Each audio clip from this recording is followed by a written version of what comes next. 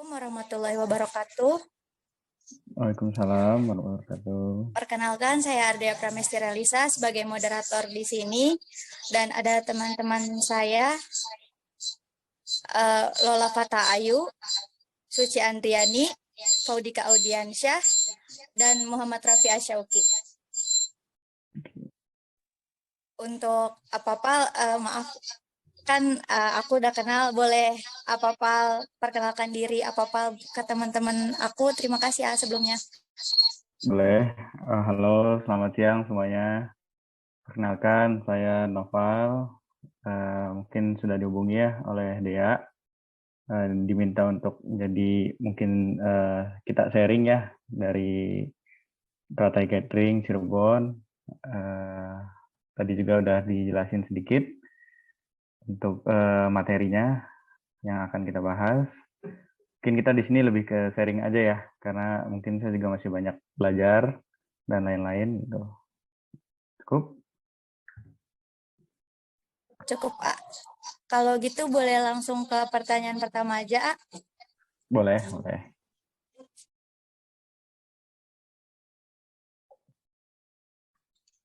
Sebelumnya perkenalkan ya, ini Lola Fata. Iya.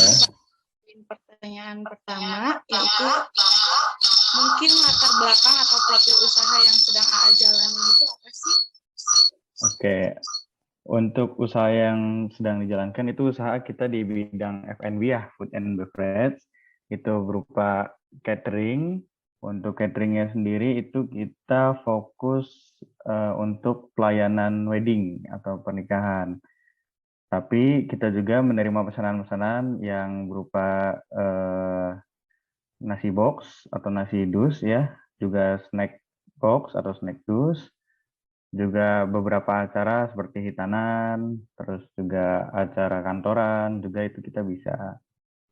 Itu untuk bidang usahanya kita di F&B. Gitu.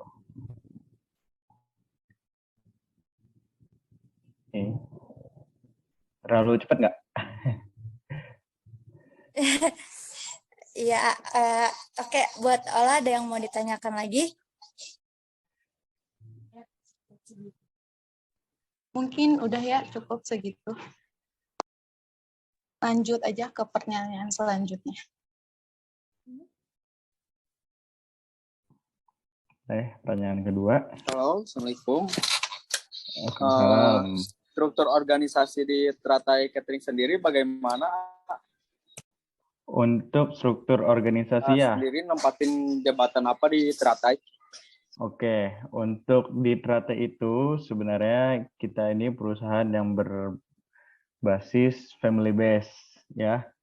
Di family base itu perusahaan keluarga, tapi di sini kita juga menerapkan sedikit standar yang diterapkan oleh Dinas Ketenagakerjaan ya, Depnaker. Itu kita dimulai dari direktur utama, lalu ada di bawahnya itu ada bagian keuangan, operasional, sumber daya manusia, dan juga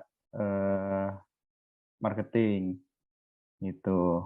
Nah, kalau untuk saya sendiri itu saya ada di bagian SDM dan juga operasional, lebih ke PIC dari setiap event-event yang kita terima, yang akan kita jalankan sebagai penanggung jawab antara perusahaan dengan juga konsumen gitu. Seperti itu. Nanti di bagian dari keempat bidang tadi juga ada bagiannya kayak operasional, terus SDM, keuangan, dan juga marketing. Itu kita banyak lagi tuh bawah, ada produksi, terus juga ada penjagaan peralatan dan lain-lain, dekorasi gitu. Oke, maaf, aku nyambi sebagai moderator, sebagai penanya juga ya. Boleh. Kalau di struktur organisasi itu penempatannya sesuai apa ya? Kayak di bagian per divisinya itu ditentuin lewat apa?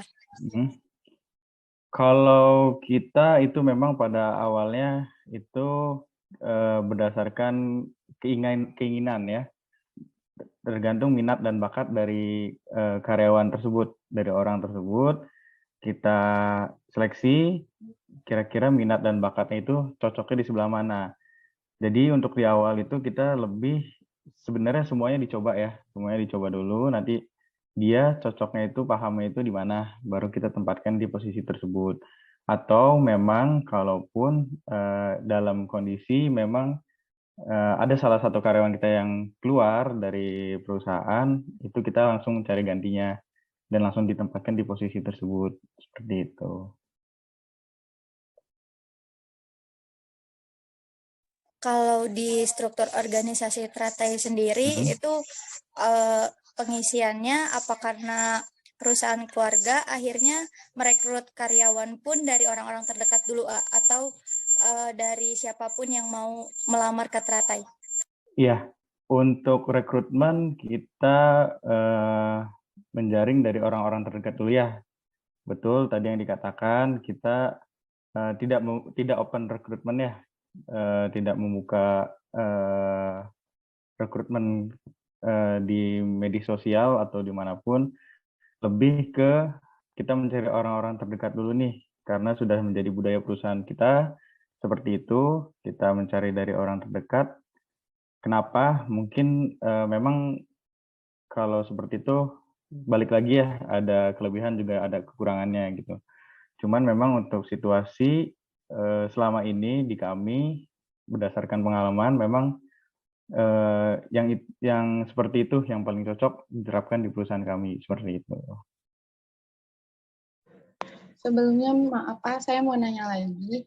Boleh. Untuk awal pembuatan usaha Teratai itu karena apa ya, A? Oke, mungkin awal mula ya. Jadi sedikit membahas sejarah ya. Kalau Teratai Catering itu sudah berdiri kurang lebih sekitar 40 tahun. Jadi saya sendiri itu ada di generasi ketiga di Teratai Catering. Untuk awal mulanya kita memang bukan ibaratnya tidak bertujuan memang kita pengen buka catering. Tidak seperti itu, tapi mengalir atau mengikuti arus yang ada. Jadi awal itu memang kita nenek ya, dari generasi satu itu founder itu awalnya membuka warung makan kecil-kecilan, lalu pelanggan terus berdatangan, lalu pelanggan setia pesan secara terus-menerus gitu ya, sampai akhirnya kita menerima orderan wedding, orderan acara-acara besar sampai sejauh ini gitu. Jadi awalnya memang hanya usaha kecil gitu. Oke. Baik, A. Makasih. Ya. Aku mau nanya boleh dong? Boleh. Jadi kan udah disebutin tadi ya kalau misalkan usaha ini tuh usaha keluarga kan ya. Ya, pasti ada kurang lebihnya gitu. Cara mengatasi orang-orang yang nggak satu tujuan gitu sama tujuan awal perusahaan ini gimana sih? Soalnya kan ini perusahaannya perusahaan keluarga gitu. Betul. Kalau perusahaan keluarga itu kan kita banyaknya dengan sistem musyawarah ya. Musyawarah tentunya kalau ada satu orang yang nggak sesuai tujuannya ya kita tanyakan kembali ini bagaimana. Karena balik lagi untuk ya ibaratnya pasti dari suara pun dia kalah gitu. Karena kita pasti sebagian besar sudah satu visi, satu misi, satu tujuan gitu ya.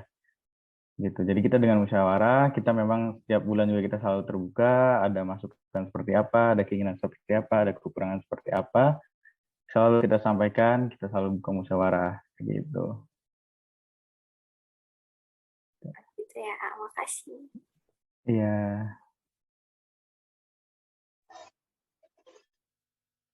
Halo, izin bertanya. Boleh. Pertanyaan selanjutnya, ini selain strategi digital marketing, untuk strategi yang dilakukan secara offline itu apa ya, A? Strategi apa nih? Marketing juga atau strategi apa nih? Gimana, A? Strateginya di marketing juga maksudnya, untuk pemasarannya juga? Ya, A. Boleh. Selain digital marketing ya tadi ya. Ya. Oke.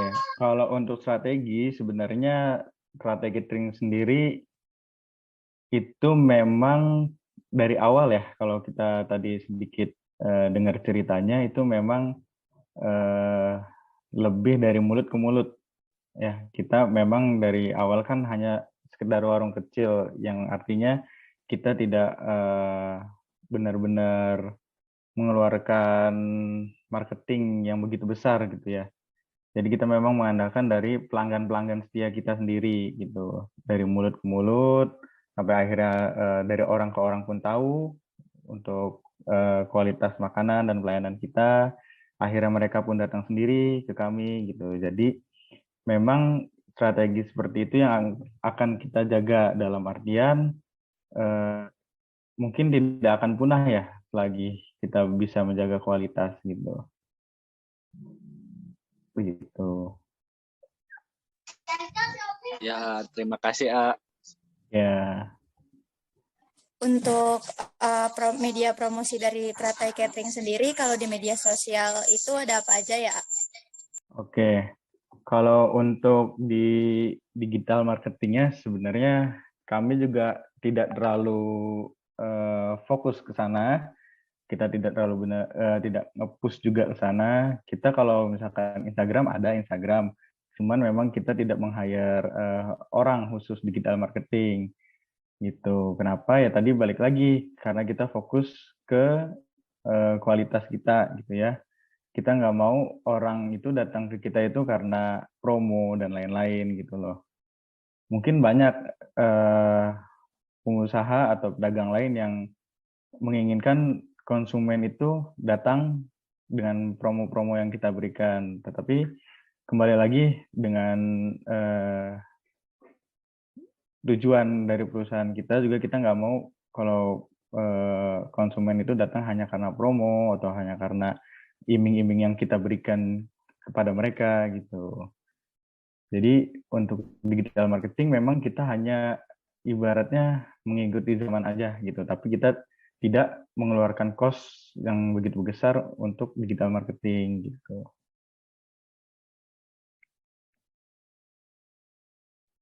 Aku mau nanya lagi. Iya. Untuk apa ya, bisa dibilang kisaran umur untuk para pengurus di Teratai Catering ini, apakah disegmentasi antara anak muda atau misalkan orang tua gitu? Soalnya kan perkembangan zaman sekarang itu lebih ke banyak internet ya, lebih banyak internet, lebih mengandalkan digital marketing, promosi di media sosial gitu. Kalau misalkan segmentasinya anak muda mungkin itu mudah ya, tapi semisal yang orang tua karyawan-karyawannya gitu, itu kesulitannya gimana sih ya? Oke, bagus nih pertanyaannya ya. Untuk karyawan, untuk tenaga kerja di perusahaan kami memang kalau untuk di bagian produksi, di katakanlah di balik layar ya, itu memang untuk rata-rata umur itu bisa dibilang di angka 40 ya, umur 40 sampai 50 tahun. Itu. Namun untuk bagian lapangan itu kita ada di rata-rata di umur 20 tahun sampai dengan 30 tahun gitu. Sementara di office sendiri kita itu ada sekitar 6 sampai 10 ya, termasuk saya di office itu umur tuh di angka 25 sampai 30 tahun gitu. Jadi kita tetap menyesuaikan kayak di lapangan itu kita tidak mungkin yang begitu usia yang sudah lumayan sepuh gitu ya, karena kan membutuhkan tenaga juga, dan juga orang lapangan kan butuh wawasan yang lebih ya dibanding yang di balik layar gitu kan gitu. Sementara kita yang di office juga memang yaitu kita yang memang berusaha untuk mengikuti perkembangan zaman, mengikuti kemana sih klien lihat kita, bisa tahu kita itu lewat mana gitu, seperti itu. Sementara kalau orang produksi memang dia fokus untuk produksi gitu. Begitu. Oke, makasih. Sama-sama.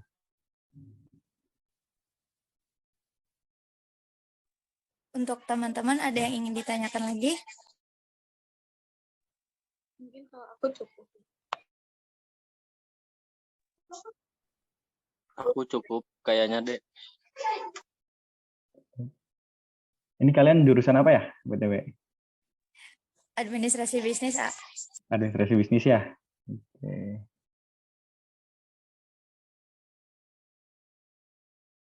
Ada lagi?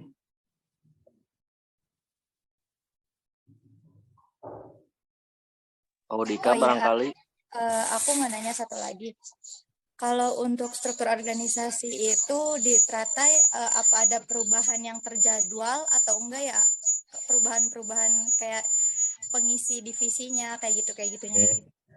Kalau untuk perubahan yang terjadwal itu enggak ya, kecuali memang karyawan tersebut sudah mengundurkan diri atau sudah pensiun ataupun misalkan sakit atau meninggal, itu baru ada perubahan dengan mengisi kekosongan gitu. Kalau terjadwal sih enggak ya, kecuali memang dipindahkan posisinya gitu ya. Seperti itu.